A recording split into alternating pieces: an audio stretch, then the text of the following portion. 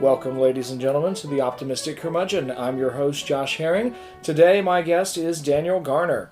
Daniel Garner is a good friend of mine and someone who has done a lot of different things. He's been a high school literature teacher. He decided to go back for an MBA and a JD. He spent 10 years in private practice. He most recently finished a stint as the general counsel for the Department of Revenue for the state of North Carolina.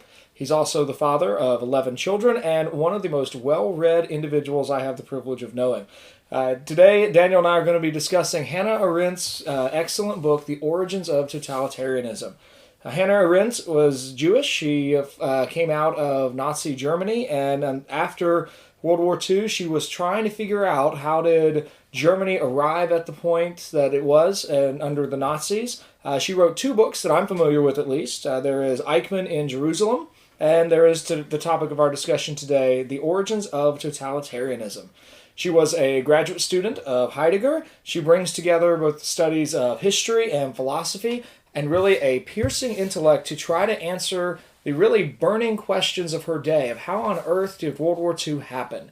She published Origins of Totalitarianism in 1951, and today we're going to talk about it. Daniel, welcome to the Optimistic Curmudgeon. Thank you very much. It's a pleasure to be with you today. So glad we can record this conversation. Well, Daniel, tell us about the origins of totalitarianism. I think it's one of those books that a lot of people have heard of. I suspect many of our listeners may have it on their shelves, but I don't think very many people have read cover to cover. What should we know about this book? I'm probably like many people who run across a book that's supposed to be important, and so we get the book and it sits accusingly on our shelves until we drag ourselves around to pulling the book down and reading it. And that's kind of the way it was with me with this book. I had it for a number of years, and finally, now that I'm in retirement, I thought, okay, it's time to read this. And I had read Eichmann in Jerusalem probably 5 or 6 years ago, and enjoyed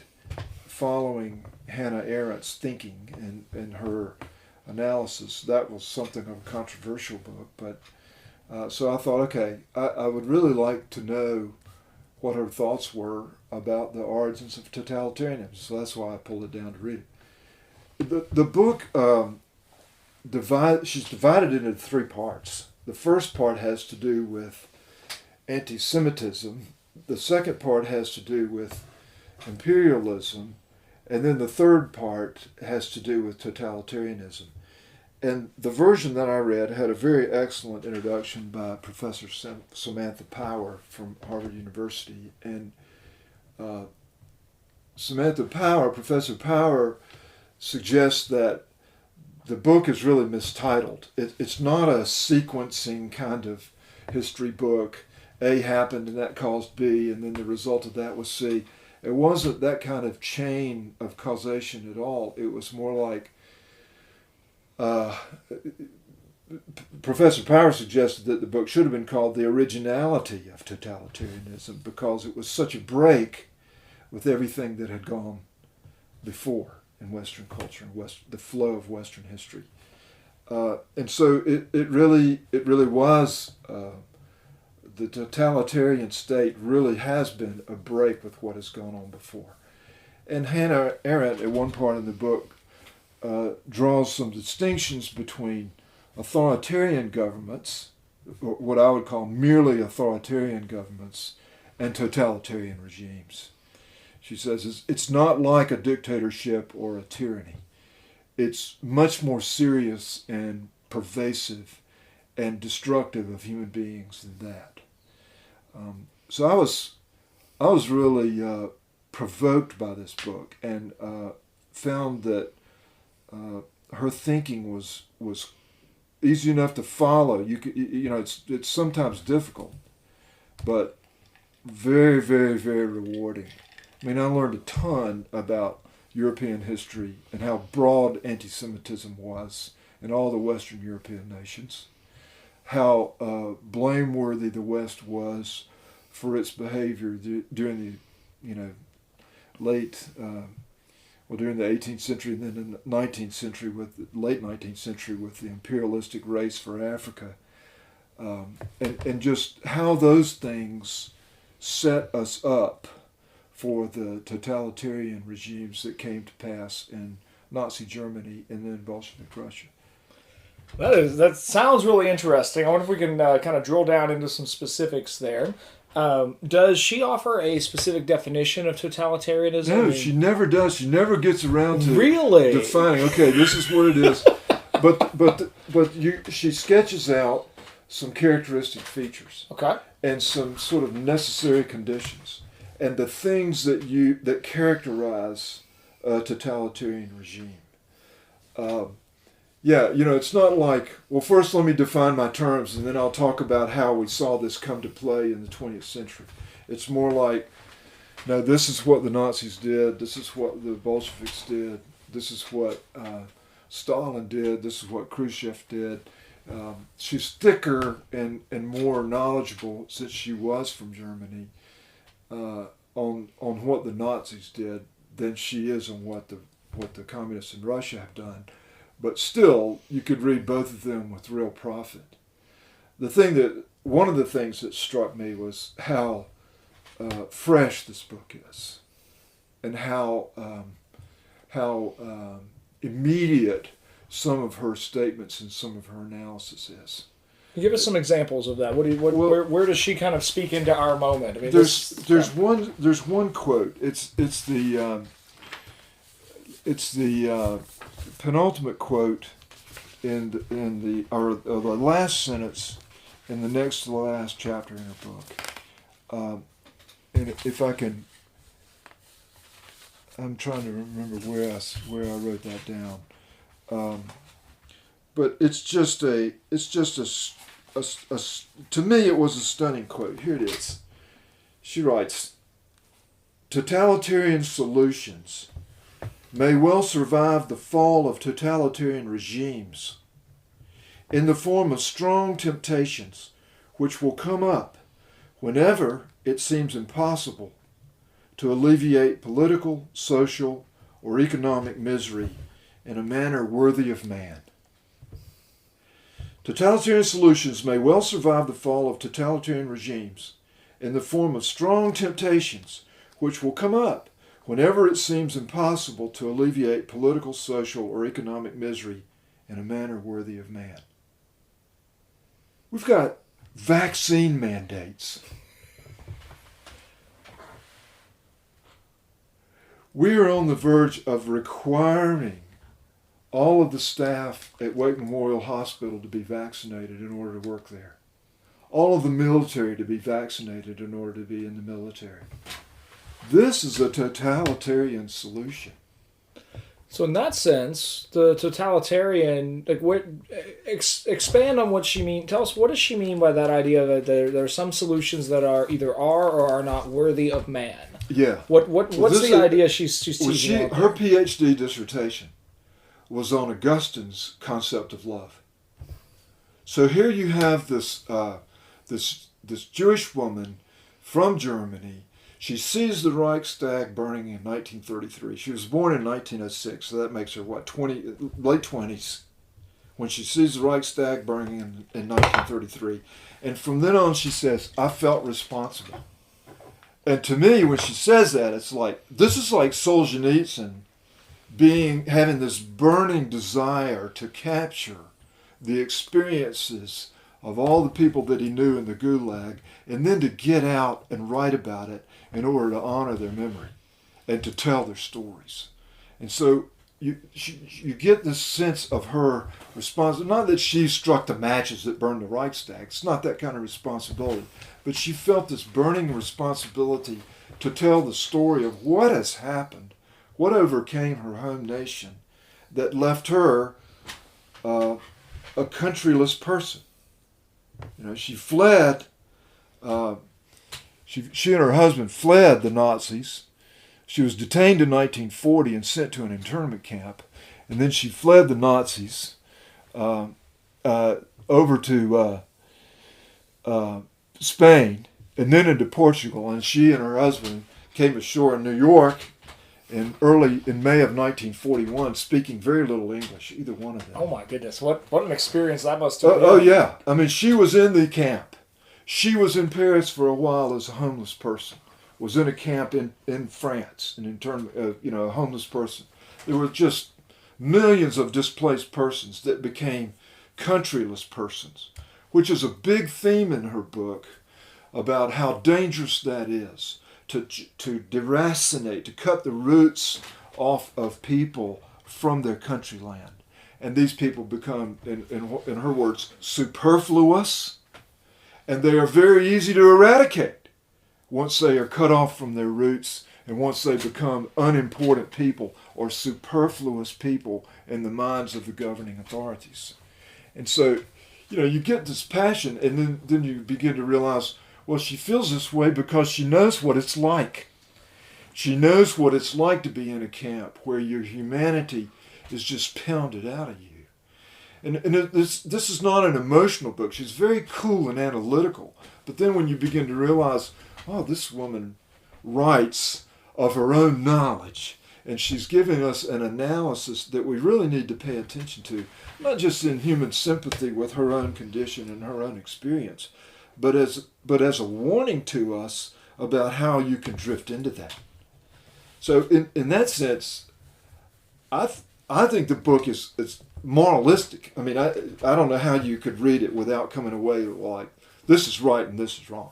I mean, totalitarian is evil. You cannot coexist with totalitarian regimes. You cannot. I have a working definition in my mind of a totalitarian state being one that is taking all of the apparatus of a modern state and is using that to control people's actions, to limit freedom in specific ways. And if I pair that with the quotation you just read, that the power of that state is being used for almost anti-human ends. That's very much her thesis. Okay. That's very much her thesis, that what totalitarian leaders do is they rely upon terror, they rely upon the unthinkable nature of their atrocities. Stalin, when it's Stalin who said one man's death is a tragedy, a million men's death is a statistic, or something along those lines. Line. I mean, it's yeah. So, but that's the mindset, and they do not. Hitler was not at all squeamish about crimes and atrocities, and was proud of them, because that, along with the terror of the Black Coat SS, was enough to scare people into submission. So the idea is, yes, you grind these human beings, you grind them down through the camps so there is no, as she says, no spontaneity, no opportunity for spontaneity, no idea of spontaneity. So we in the West sometimes look and we think, well, the Hungarians rose up, the Czechoslovakians rose up. Even now, today, we have this hope that sooner or later the Afghanis will rise up and will cast off the Taliban. We have this hope the Iranians will rise up and throw off the mullahs that are subjugating them. But when you are in a totalitarian situation, all of that is beaten out of you. It's just driven out of you. You have no capability of being spontaneous and having that kind of independence of thinking. I think it's important that you mention Afghanistan, as we're recording this the week that the United States has just pulled out of Afghanistan. Right. Kabul has fallen. The images of Afghani people clinging to an American aircraft and falling to their death have been everywhere this week. Right. But I think so much of the past 20 years that the United States has been in Afghanistan has been hoping that, and I know you've been alive much longer than I have, but I remember for at least the last 15 years that I've been paying attention, hearing first George W. Bush, then Barack Obama, a little bit of Trump. I imagine Biden would have said this if he could have. Sort of the idea that what we're doing is inspiring the Afghanis to govern themselves. Right. But I think so much of our flaws in that mission have ignored the preconditions for that sort of rising up and that sort of self-governance. Right. That the American experiment depended on so many prior centuries of common law, of a common culture, of a common understanding of a way of life that then was conducive to self-government, that allowed a self-governing people to work beginning from really 1776 or 1789 onward, but that's simply not there. Yeah, right. We had Yeah, that's a different topic. I mean, whether we should have gone in or not, and how long we should have stayed, what we should have done, whether we should use U.S. military for nation building and all those kinds of things. One of the things that Hannah Arendt talks about in this book is how the state, as a political organism, as an entity, as a body politic, how that body, that corporate entity, gets destroyed, and there's a shell of it left, but the nation swallows up the state. The people group swallows up the state. And the leader of that totalitarian regime uses the fact that there is a people group to subjugate his own people and grind them into submission. The most important thing in a totalitarian regime is the police, the secret police. That's the most important feature in both Nazi Germany and in the Russian experience was the secret police. And then there are terror that is applied to keep people in subjugation. You're terrified that your neighbor is going to squeal on you, and so you don't do anything. The other thing that struck me is there is such an overwhelming urge to belong that when you cut people's roots out from under them and you isolate them one from another, what you have left, and this is exploited by the totalitarian leaders, what you have left is a desire to belong to the party. And there's this overweening desire to belong to such an extent that these people will testify against themselves. They will confess to things that they did not do because they think that by so doing they will ingratiate themselves and will continue to belong to the party, even though they're being marched off to their deaths. This was stunning to me. But I wondered, well, how in the world could a person get to that point? How could they so lose who they are that they would do anything in order to belong? And all you have to do is read Witness by Whittaker Chambers. I mean, that's in our own country. Here's a man who came up with a desperately broken background, but he was so wanting to belong that he would have done anything in order to belong to the party, and did. I mean, he was a tool of Moscow, sending secrets back to Moscow directly. And then when he finally had his conversion, if you will, and chose to be on what he thought was the losing side, I mean, that was a hugely courageous act, because he thought, okay, this is it. I'm going to die. But he still thought it was the right thing to do. And he knew, he got some idea that the lie on which the totalitarian regime depends was in fact a lie. And he got behind this whole curtain and he realized, okay, it's all a fabric of lies.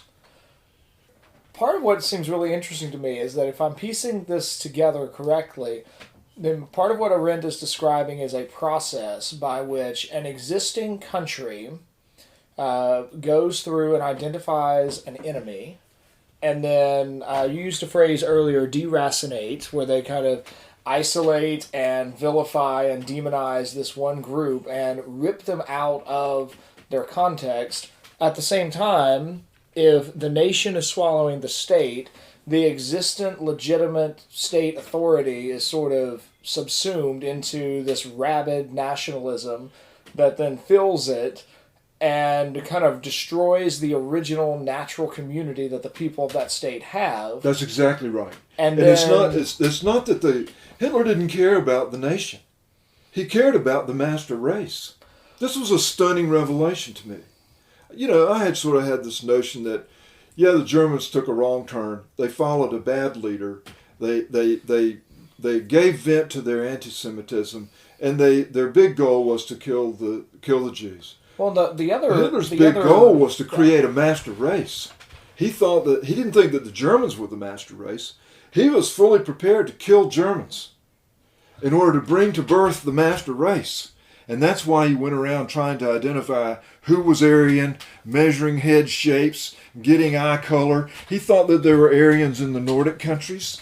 And his idea was to make these people, these Aryans, into a master race that would last 1,000 years, and that he was trying to hurry the next step in evolution to bring to pass a new humanity that was worthy of world conquest.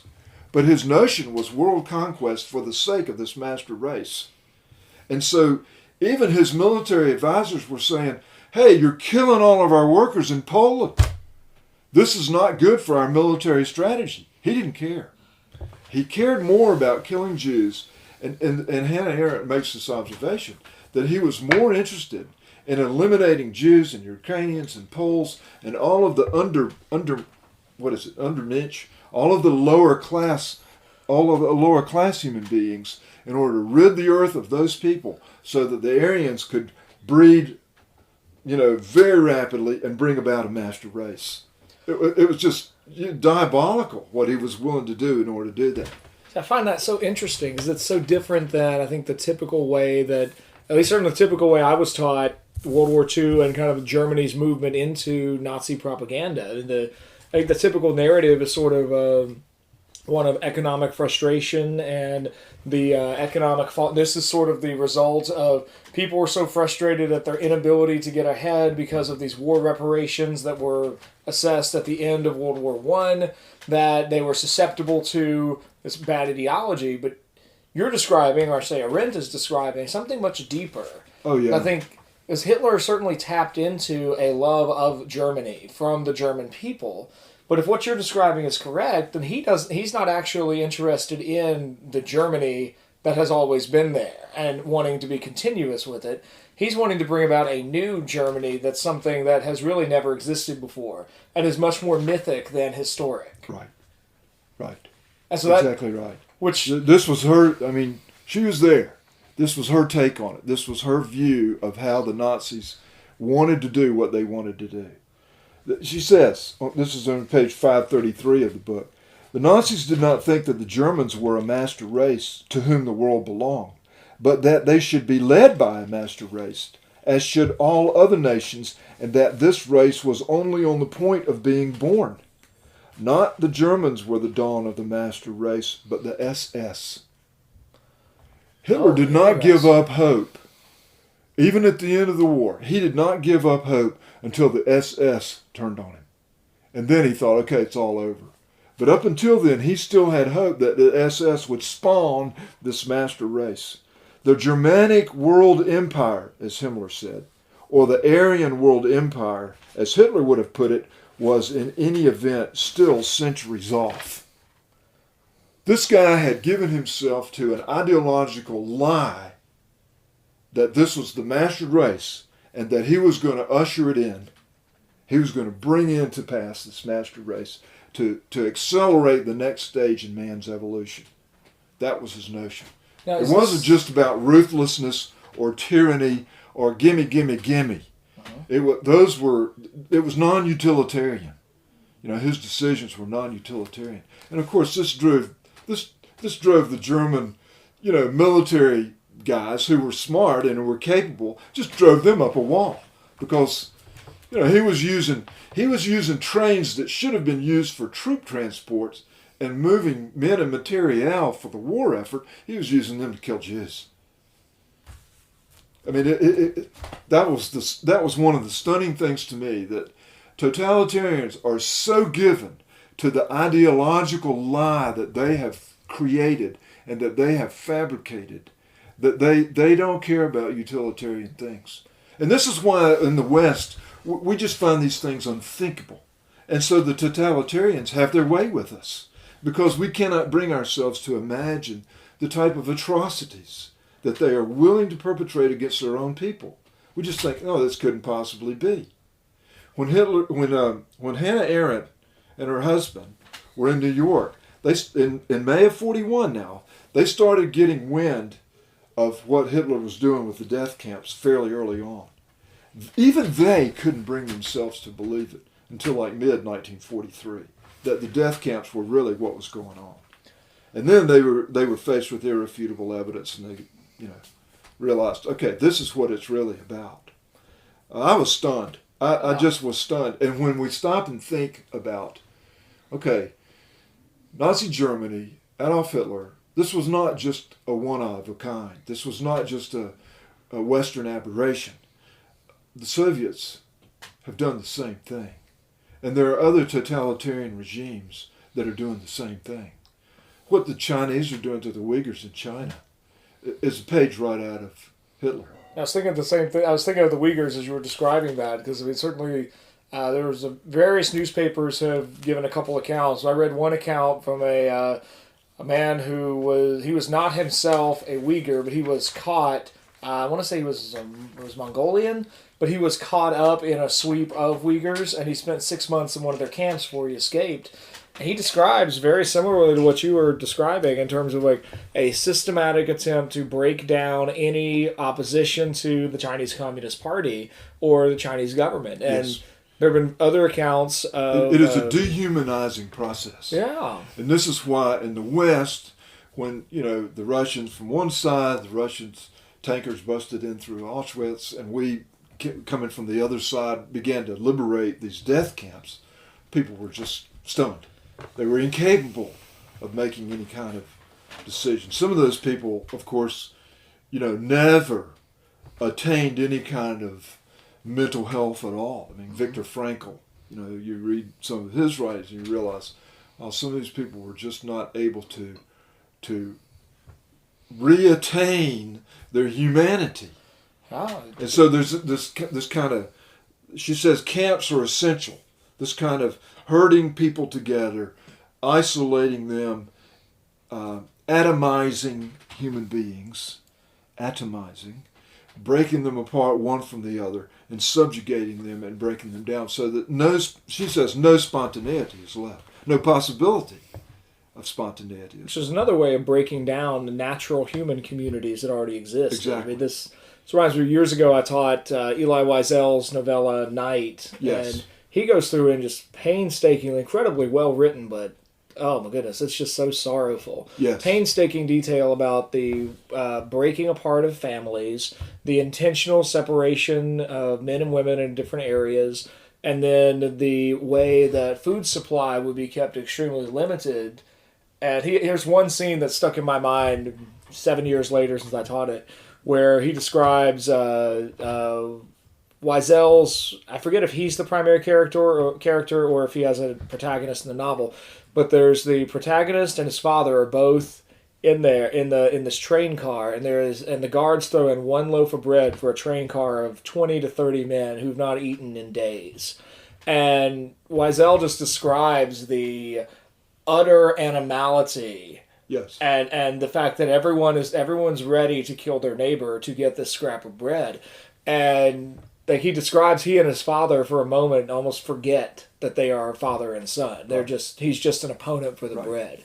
And this complete breakdown of humanity, I think on the one hand, we hear this today and think, how could that possibly exist today? But North Korea still exists under this kind of totalitarian regime, and Cuba still exists under this kind of totalitarian regime, where it ruled by such an intense ideology that the ability to perceive and live in accordance with truth and the actual natural patterns of human life are almost impossible unless you get out from under it and realize what life under that ideology was like. Right. And so, the initial quote that we gave about how totalitarian methods or totalitarian solutions or proclivities can survive a totalitarian regime. I mean, yeah, that's not impossible. It's not impossible. What Hitler did to the Jews was, of course, make them a special class and then begin to reduce the rights of the special class and then make them an unacceptable special class and reward those who denigrated or who attacked this special class. This was long before he started doing the final solution thing. But the final solution was in view right from the very beginning. I mean, he had that in mind. We're going to rid Europe of the Jews. And that's just one of the groups that he was going to rid Europe of, in hopes of spawning this new master race. Now, I wonder if you could take us back to, you mentioned earlier that the Arendt begins her book with a focus on anti-Semitism. Right. And now that too is something I found fascinating over the years. I think often, particularly in grade school, we do emphasize, hopefully, that the Holocaust happened and that anti-Semitism was a big part of that. But I don't know that we focus very much on the prevalence of that across 18th and 19th century Europe. And so, could you walk us through some of what Arendt does there? Like, where does she see that? Where I mean, Hitler's not making that happen in his time. He's drawing on an existent tradition and existent patterns of thought and mockery in a very real way. Right. Yeah, I was a little surprised when I looked at the table of contents and thought, well, okay, yeah, Nazis were certainly anti-Semitic, but is this one of the origins of it? And it really, again, she doesn't seek to construct some sort of predictive chain of causation. That, she doesn't do that. She doesn't try, as she says, you can't derive the unprecedented from precedents. So, she doesn't try to do that, because some historians, when they look at an event and then they go back and look behind it to see what led to it, you get this air of inevitability. And I don't think she would go as far as to say that. But certainly, anti-Semitism is a way of singling out a particular group and then treating that group differently from anyone else. And one of the things that surprised me about her discussion of anti-Semitism was how widespread it was all across Western Europe. There's an anti-Semitic strain in English history. There's an anti-Semitic strain in all of the Western European countries. And she focuses in at great length, and this is something that I really enjoyed because I knew almost nothing about it before I read this section of her book, was the Dreyfus affair in France. And what a turning point, what a real crossroads that was, not just for the nation of France, but for Europe generally. I don't know what the Dreyfus affair is. Dreyfus was a Jew, but he was in the military. And she goes to considerable discussion in this section of the book about how Jews interacted and sought to belong. And sometimes they were accepted, very often they were not. So they vacillated between being a parvenu, someone who's accepted for the things that they can bring, but not really fully socially accepted, and a pariah, an outcast, someone who is dismissed and disdained. And she talks about how that vacillation or those sort of poles were experienced by the Jewish people at various levels of Jewish society and in various countries.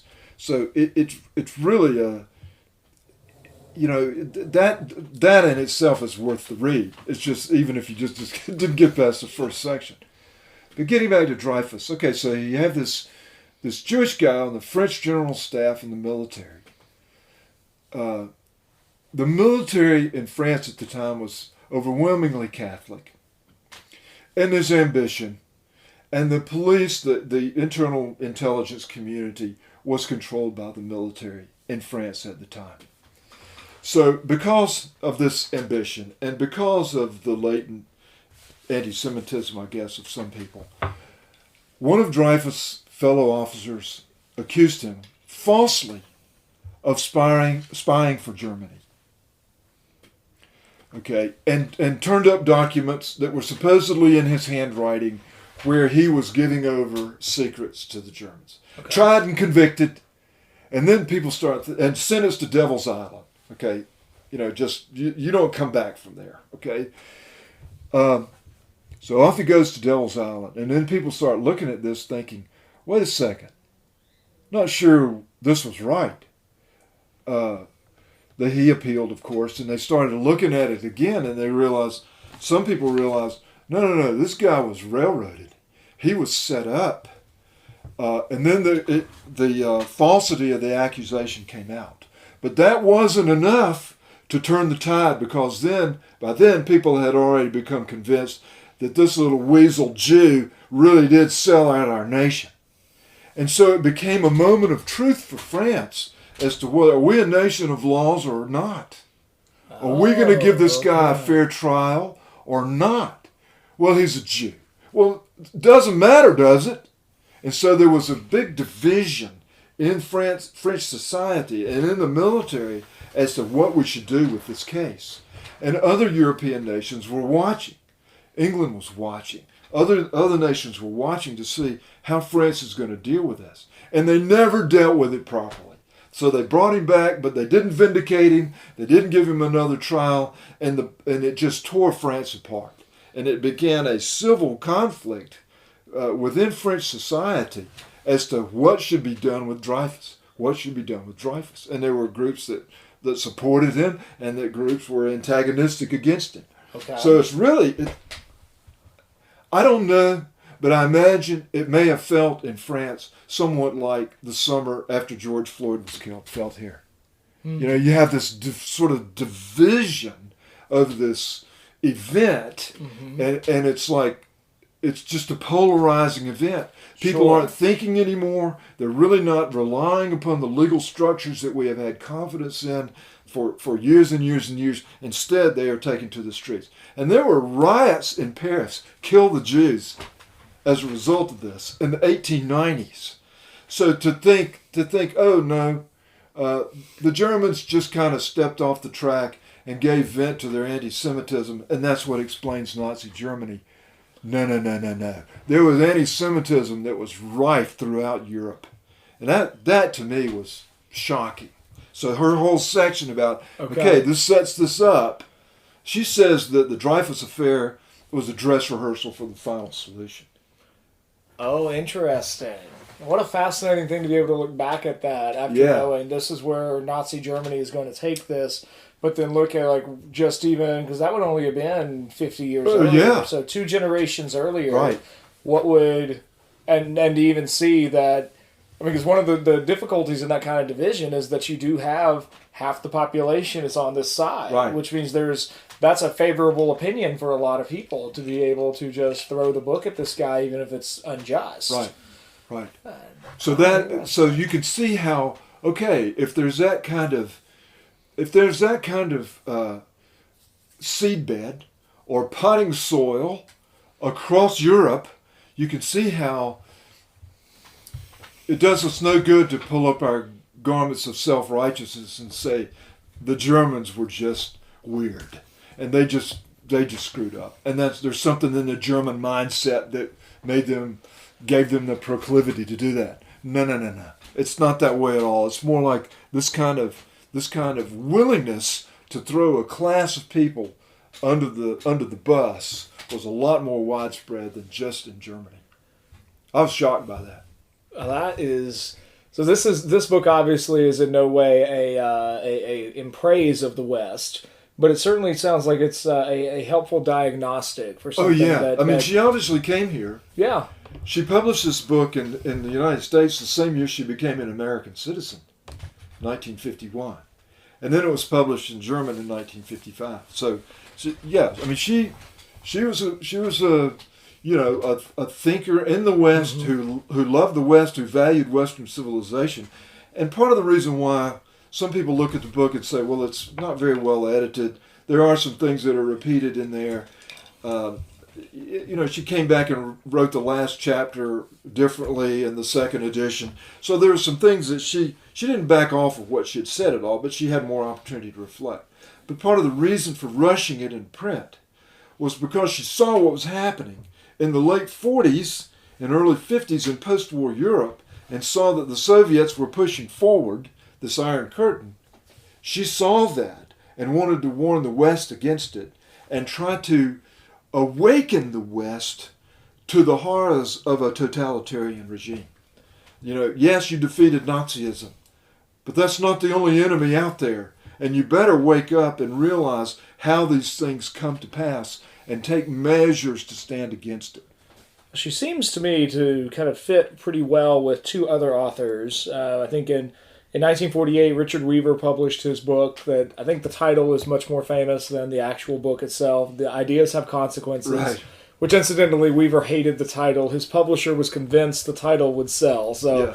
but that book opens with sort of a beautiful 10-page diatribe against the West, in the sense that his big question is, how do we get to the point of dropping the atomic bomb and not recognizing the moral harm in this action? Yeah. And he sees the very even just the very question of should we drop the atomic bomb. By the time the West has gotten to that question, there's something has been lost. Yes. And he wants to write a book to answer that question, like what has been lost, which seems very similar to what Arendt is trying to do. Yes. Both of which I think fit pretty neatly with, you've already mentioned Alexander Solzhenitsyn, his Gulag Yes. Archipelago, where, and at least and Solzhenitsyn doesn't really see himself in the West in the same way that No. Weaver certainly does, and Arendt is there. Right. He's Russian, and he's outside of the typical Western circuit, Right. but he has a lot of the same kinds of questions of just Right. like, well, wait a minute. We now have the ability to organize humanity in such a way that power can be exercised upon human persons in a way that has never before been possible. Right. And what have we done with that? And we, in that case, is the Soviet Union and the Communist Party ruling Soviet Russia. And that book is just gut-wrenching in terms of its the opening part with the description of all these different kinds of tortures to produce psychological effects. But all three of these authors seem to me to be asking this question, where they want to figure out how do we get here, hopefully with some kind of ending note of like, and here's how we can not be here again. Right. Does Arendt end on sort of that positive note, or does she do something different? No, she is. I looked for the same thing. It's like, okay, where's the light here? She dismisses as a possible hope declarations of international human rights. Interesting. She dismisses as a possible, because they're unenforceable. She dismisses as a possible hope the messianic hope of Christendom. And she dismisses. She really doesn't come forward with a solution, except to say we have to be aware. I think she would agree with this. We have to be aware of these impulses. We have to be aware of people who are willing to do these things and open our eyes to these things and think about these things, and then, if need be, take up arms against them.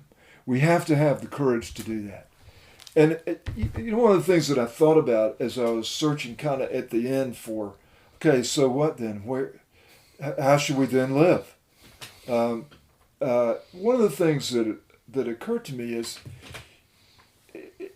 this is the vein that Hannah Arendt would I think encourage the people in the West to read her book and think along these lines. How do you think about an atrocity? How you think about a thing really matters. That seems self-evident, kind of like ideas have consequences is self-evident.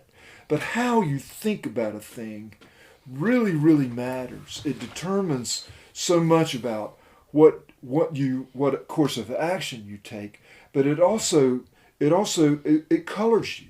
What analogies do you use to think about a thing? And atrocities are very hard for us to think about. Evil is very difficult to think about. It's unpleasant to think about. We don't like to hear stories about atrocities. But we have to think about these things, she would say.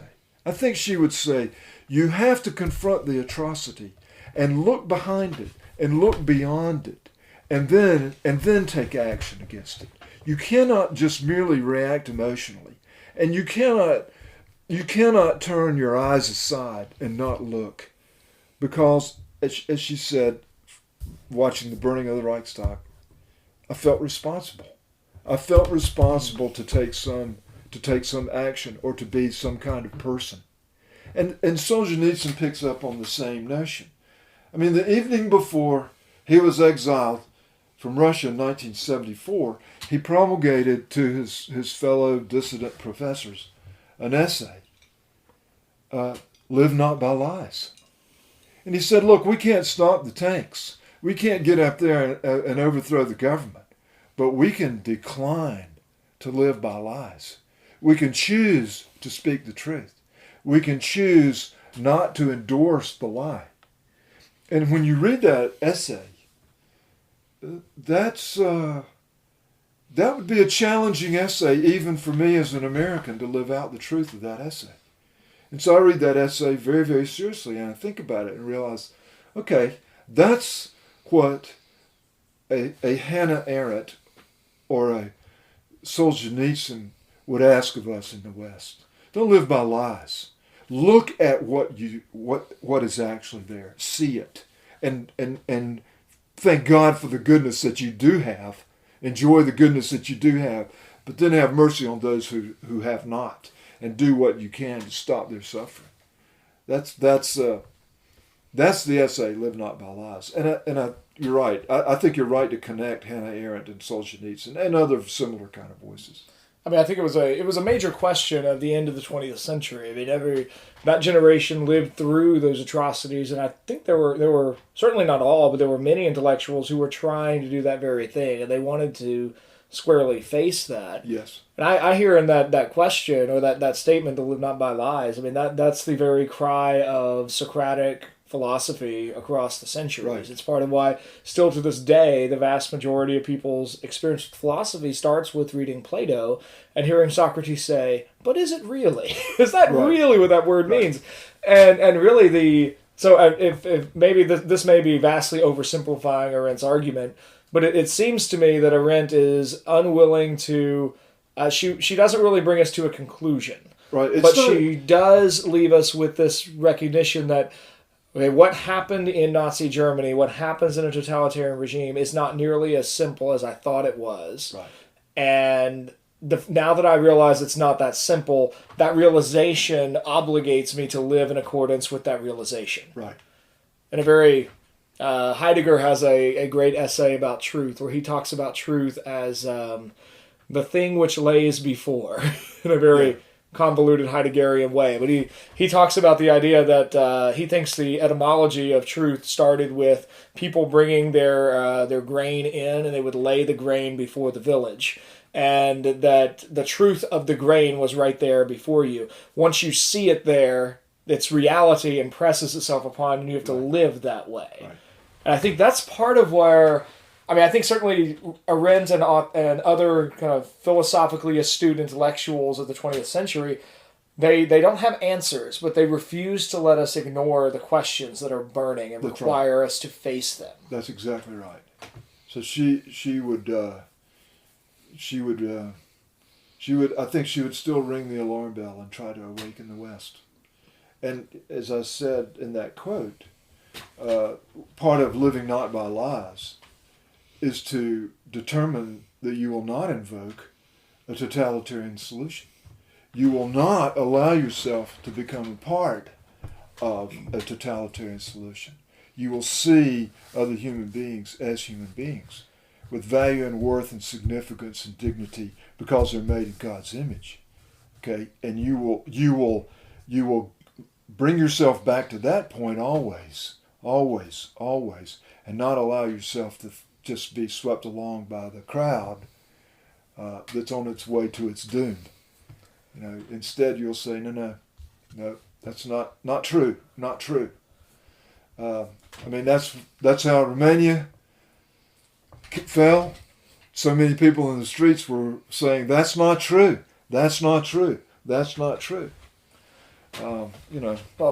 here on the Optimistic Curmudgeon, I like to end our show with usually trying to figure out where is the hope. And I think if there's a hope in Hannah Arendt, as we've been discussing, I think it's a little bit deeper than sort of a positive, happy ending, that my American soul longs for a Disney-fied happy ending. Right. And that's not here. But there is something true and substantive in that call to live facing reality and accepting reality in all of its complications. Yeah. And to reject the simplicity of a false answer. And I think that too, as I'm pretty sure the Wake County mask mandate just got strengthened, or we may be back in a state of emergency. I missed this afternoon's update on our lack of law in North Carolina or whatever that is. But the refusal to accept an inhumane governmental answer. Yeah. Now that is a fascinating charge, and one that I'm gonna have to think about more. That like it pushes back on the idea that it makes more complex what is our duty as citizens to a government. She talks about propaganda and the use that totalitarians make of propaganda. But propaganda in the totalitarian regime is typically more concerned about deceiving the world, those who are outside the system who are observing it. And indoctrination is what is going on inside the nation. So we as Americans pride ourselves on our open-mindedness and our thinking and our willingness to confront things and to ponder things and hold things at arm's length before we come to conclusions. We pride ourselves on our individual and our independent thought. But then we go along with the crowd when the opportunity presents itself, rather than saying, no, wait just a second here. Why should I take an experimental vaccine? They're experimental. The experiment is ongoing. And maybe there are some who should be the control group. Maybe we shouldn't all take the vaccine. Now, that's my personal view of it, but I do wonder if it's this lack of discussion about the therapies that are available, or the lack of discussion about, if you say something on YouTube that's anti this vaccine, you may be in favor of other vaccines, but have questions about this particular vaccination regime, and you're squelched. There's not an open-minded discussion here. And even the doctors are coming around and saying, wait a second, we're experiencing these things. These are the therapies that we're trying. They don't involve the vaccination. There are problems with the vaccination. And even they are getting squelched. Why would that be so? And isn't that something that ought to concern those of us who pride ourselves on our American independent thinking? Well, I think it pushes us back to the real question. I mean, and at this point, I would say this is at the level of a societal question for the United States right now. The founding fathers valued free speech enough to protect it in the Bill of Rights? And the question is, do we? And with free speech comes the necessary requirement of misinformation. Right. That's going to happen in a free society. There are going to be people who abuse freedom. The question becomes, do we value free speech enough to train people, equip people to weigh good versus bad information? And do we actually? I think this is one of the classical liberal principles of anthropology, that on balance, people actually make the best choices for themselves when you give them the ability to make that choice. Do we think that's true? Or, before we kind of went on to a vaccine tangent, I was thinking a bit more, I was already thinking about big tech, but in a contrast I'll get to in a second. But do we basically empower big technology to police us? Right. And in doing that, which, on a related but different note, I think one of the reasons I'm so excited we're talking about this book that I now want to read, because I'm very intrigued by this book after our conversation. There's something so lasting and substantive about a printed book that cannot be controlled by the people who own the server farms. Right. I mean, like, Hannah Arendt put her thoughts down, put her story down, took all of her research, put that down 70 years ago. And 70 years later, you can read it and see a lot of relevant truth that helps you better understand our present today. Right. And it doesn't really matter if Google thinks that it's appropriate for you to read Hannah Arendt or to agree or disagree with her. They can't put you down 50,000 rating or 50,000 links below the top links or whatever. It doesn't matter if Facebook wants to put a "this is disinformation" stamp on your Hannah Arendt quote or something. Yeah. That doesn't matter. The ideas are there and can be interacted with. And I think, if anything, it hopefully pushes us back to a necessity for free individuals to be serious thinkers and not Because if we're not serious thinkers, we're really letting companies control what we think about. And that's serious thought takes back to books. We have to be willing to talk about things, to see things, to think carefully and thoroughly, and then talk about things and be corrected by others who talk back to us.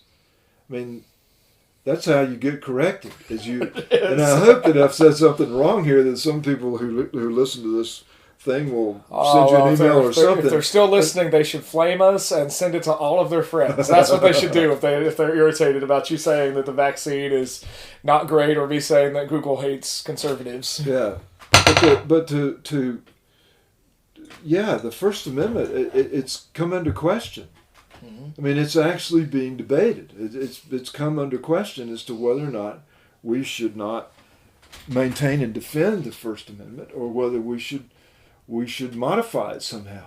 I mean, we've stood on the First Amendment even when people were making hateful statements. Hateful statements. We would say, no, that's defensible. That's their right to speak those hateful things. Right. I think it was Scalia who said that he thought Jefferson would say, the more speech, the better. Mm-hmm. And I think he's probably right. So maybe we ought to have more speech instead of less, and let the hate mongers be known as hate mongers. But you won't know that if you don't allow them to out themselves and to speak their hate. So we have to defend even the right of people that say things that we think are filled with hate, or that are just wrong or lies, in order to be able to refute it. I think Russell Moore is one of my favorite pictures of people who did that, or I presume still do that to some degree. But back when he was head of the Ethics and Religious Liberty Commission, I remember him writing at one point about the necessity of Baptists to defend a Wiccan's right to worship. And he made the argument that Baptists depend upon the freedom of, not really depend on, we would still worship in accordance with our consciences, even if it was illegal. That's one of those places of living by truth and dying for it. But we exercise our religious rights underneath a principle of religious freedom, but that requires us to go to the bat for other people's religious freedom. And we find that actually, and then that creates the marketplace of ideas where I can try and persuade a Wiccan that Mother Gaia is nonsense and she needs Jesus. That she can try and persuade me to come to her orgy, and that's fine. It's not going to work. But that mutual persuasion is a much better condition than either a non-religious world where all religion is banned, or a mono-religious world where no one actually practices what they believe, just what will get them the least bad consequences.